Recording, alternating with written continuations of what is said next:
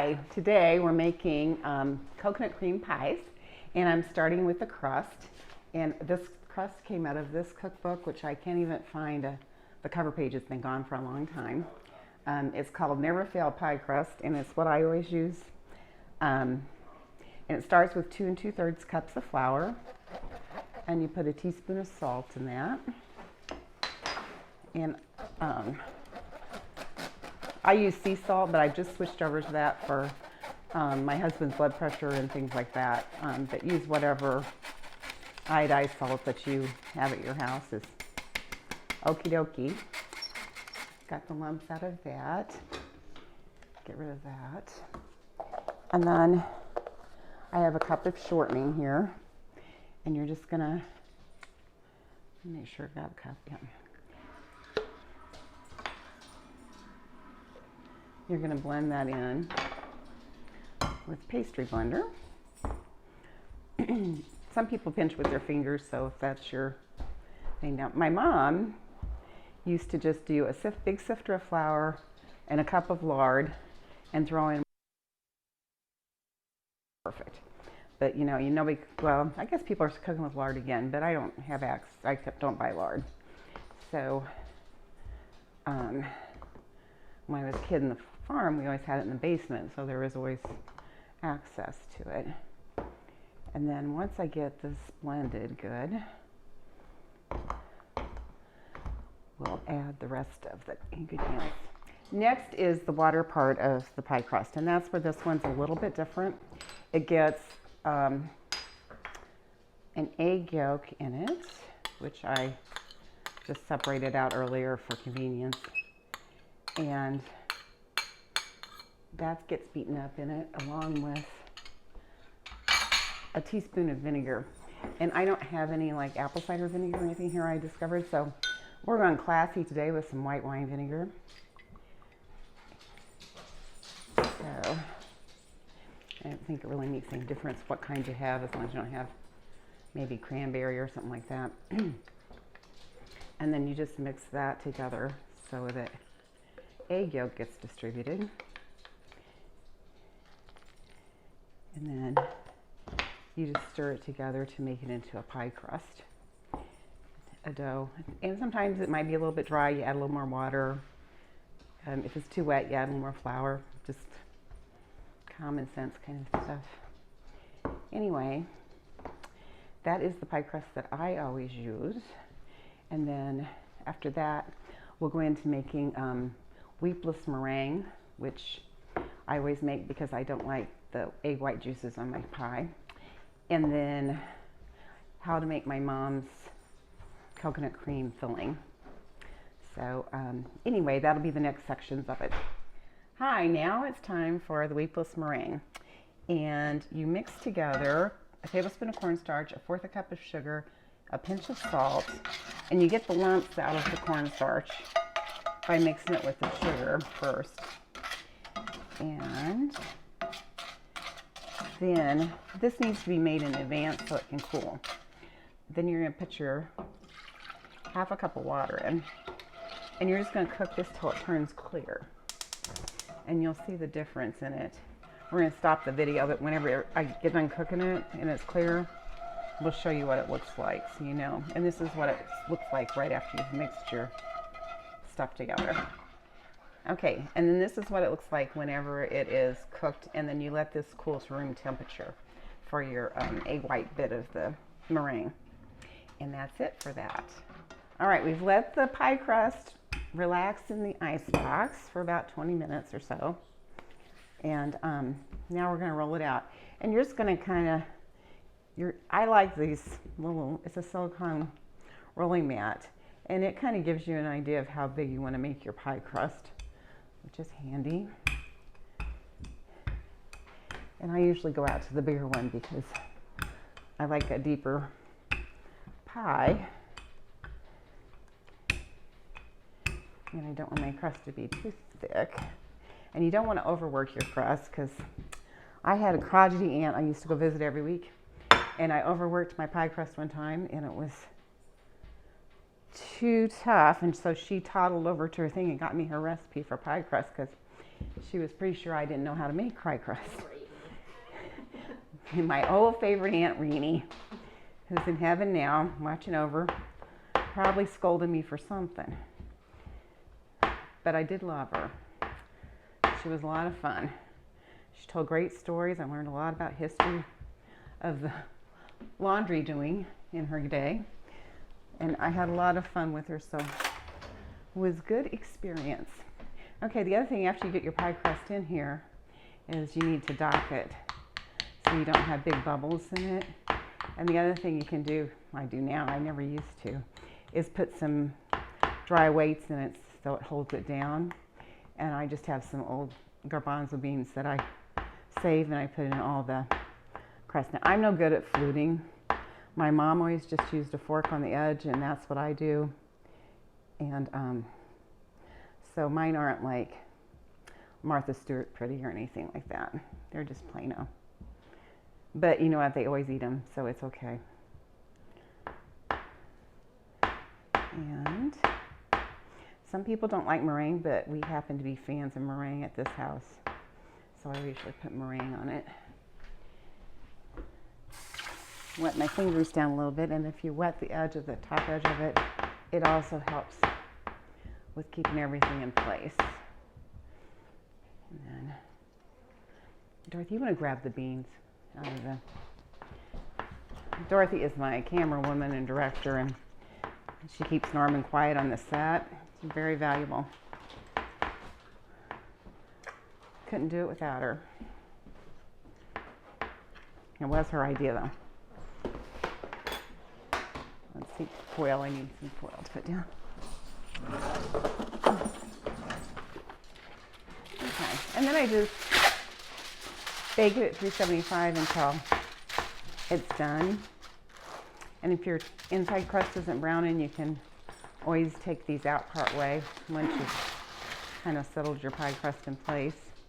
And you don't cook these beans, but they're always reusable for the same thing. Or you can buy pie weights off of Amazon or something, but I'm just cheap, so I never have. Anyway, that's the end of pie crust. Okay, so this is my mom, Gertie's cream pie filling for coconut cream pie, which she was famous for at the church dinner, I gotta tell you.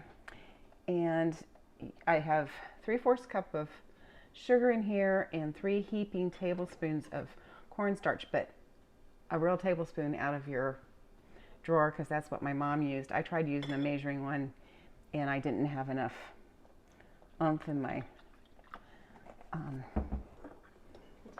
pudding. Yeah, I didn't get thick enough. And you want 3 cups of milk heating in your pot. Then I always add just a little bit of milk to my cornstarch and sugar just to mix it, which is probably why in the end I usually wind up adding a little extra cornstarch, because I've done that, but I can't get it to really mix thin, smooth otherwise. Then you're going to do these are your 3 egg whites for your meringue, and you're just going to put them in a separate bowl.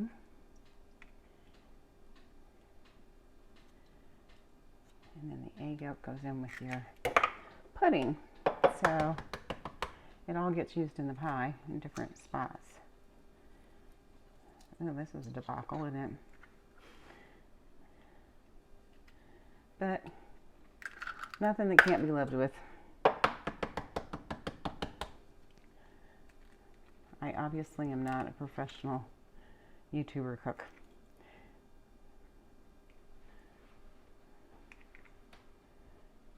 Oh, shoot. No, yeah, we're all thankful I cleaned my language up for that one now, aren't we? Okay. That goes over there. Then, actually, a wire whisk is nicest for this.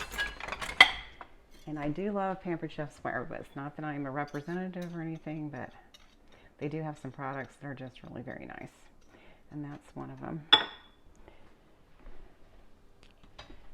And so you're just gonna beat that in there. Now when this just kind of starts warming up, and it's not, you're gonna add I don't really temper the egg yolks. I just put them in there. I've maybe had scrambled eggs once or twice, but I still got some egg yolk in it. But overall, it's worked out okay for me. But I don't know. I told my daughter she didn't have to temper some eggs a while back, and there were egg yolk flakes in the icing. She wasn't happy, so. Better specify which daughter. That was Amy, who likes her stuff to turn out perfect. And I might have just railroaded her on the whole perfect thing. So then we have this. But we're going to turn off for a little bit while we're waiting for the milk. Okay. Now we're going to add this egg yolk mixture, and the trick I feel like is to keep everything moving.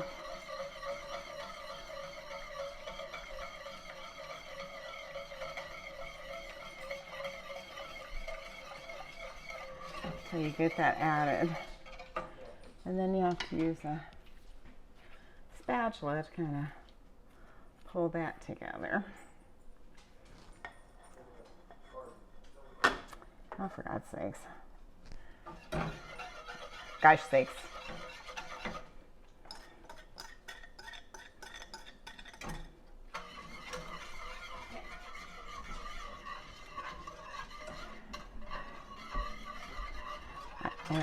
I may have to mix up some more, but I'll do a slurry if I do. Now, you notice that this is kind of a pale color. What Gertie used to do if she was taking it to church picnic is she put yellow food coloring in it. So it looked nice and pretty and yellow, so people would want to eat it. But nowadays, we know that dyes are not healthy. So if you can find farm fresh eggs, you probably will have a prettier color to your pudding. And so from here on out, it's a matter of just cooking it until it thickens. And so we're going to turn off the camera again.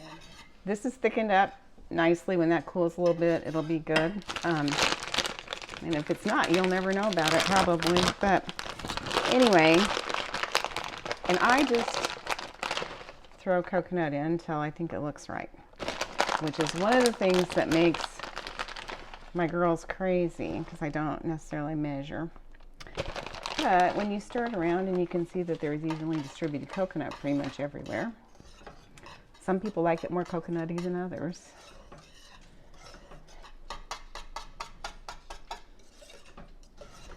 And so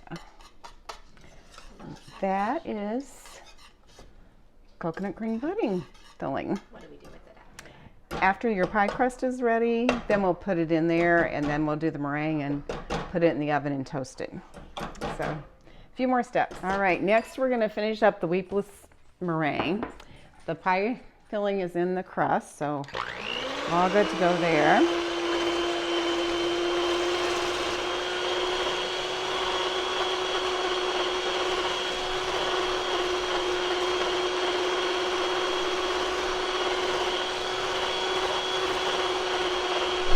This just has to come to a soft peak, which is almost there.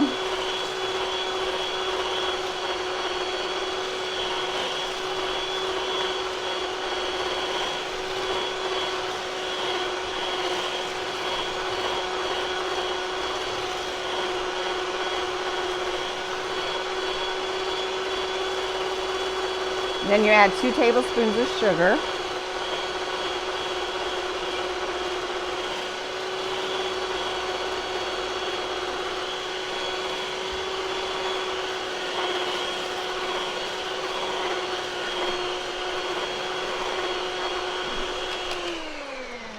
I just realized my bowl is not really going to be big enough, so we're going to change that out. This is kind of too big a bowl, but better than a big mess. So we'll put this in here. And it's not glass, so you can't see through it.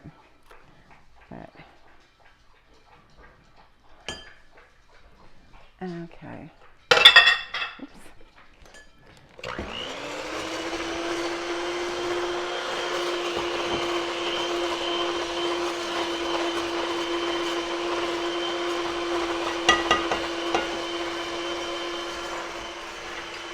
Then you add your sugar and your cornstarch mixture that's cooled. And my mom used to use cream of tartar to set hers, but I don't know, it never seemed to work real good. And this works better for me, but again, if you got a favorite recipe, you should stick with it.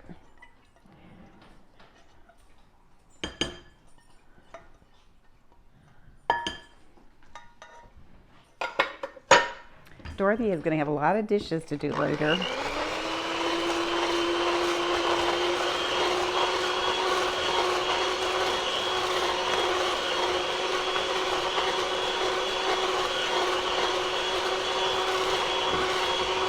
Can you see inside the bowl?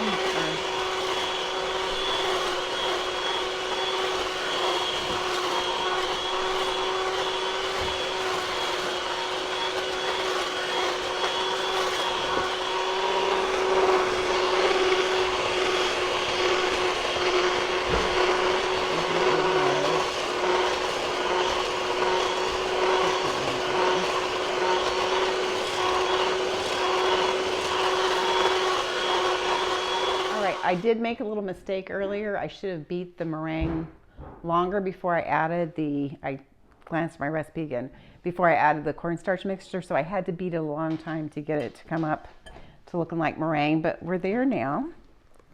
And then you just spread it over the top of your pie, kind of edge to edge. You kind of do your base work first, and then you do your pretty work after you got that done. Now, for those of you that don't like meringue, whipped cream is a good alternative. Amy makes her own homemade whipped cream, which is delicious.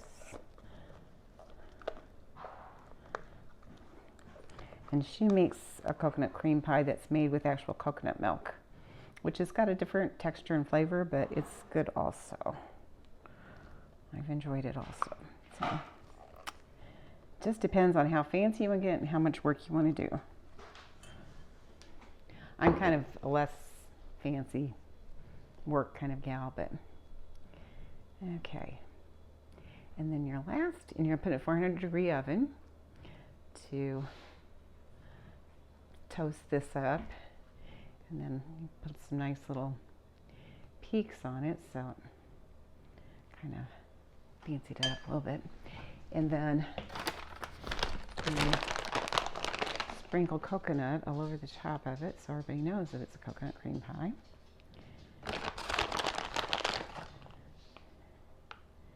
And then you bake it in the oven until it's, and you know, your egg whites are cooked and they're a nice brown color. And this is the end product after you've baked the meringue, and hopefully it's going to be delicious. If I was a little off today, I didn't sleep well last night because the chemo this week just kind of wrecked me, but I will try and do better next time. Have a good day.